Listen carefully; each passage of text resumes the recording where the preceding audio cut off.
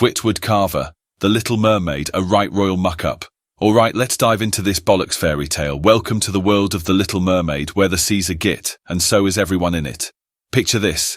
Under the sea, there's this mermaid, yeah? Let's call her Ditsy, because let's face it, she's not the brightest barnacle in the brine.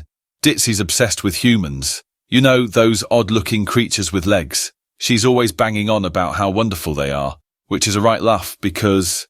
Have you seen what humans do to the ocean? Spoiler alert, it's a bloody mess. Then there's her dad, King Triton. He's the sensible one, always trying to talk sense into Ditsy. Humans are trouble, he says. They'll muck up your heart and dump you in a landfill. But does Ditsy listen?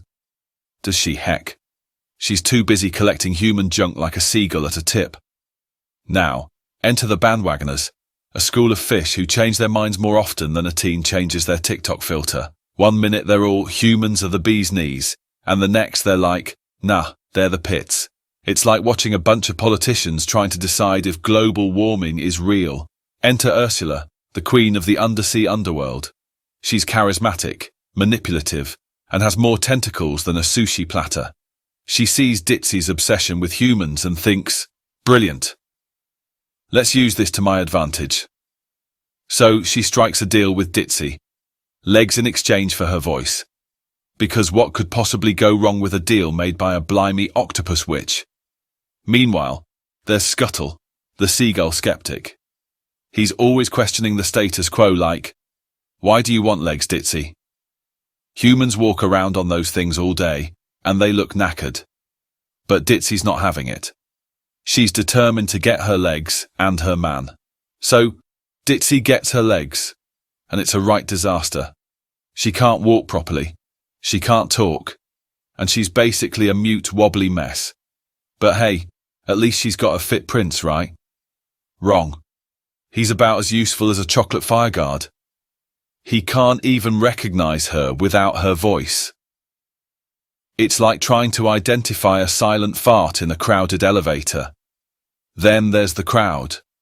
A bunch of easily swayed sea creatures who are one moment cheering for Ditsy, and the next booing her like she's a contestant on Britain's Got Talent, who just butchered a Whitney Houston song. They're about as reliable as British summer. And let's not forget the elite, a group of snooty merfolk who think they're the dog's bollocks. They're all, oh look at Ditsy chasing after humans, how common. But when Ursula shows up with her tentacles and her mad eyes, they're shitting themselves like the rest of them.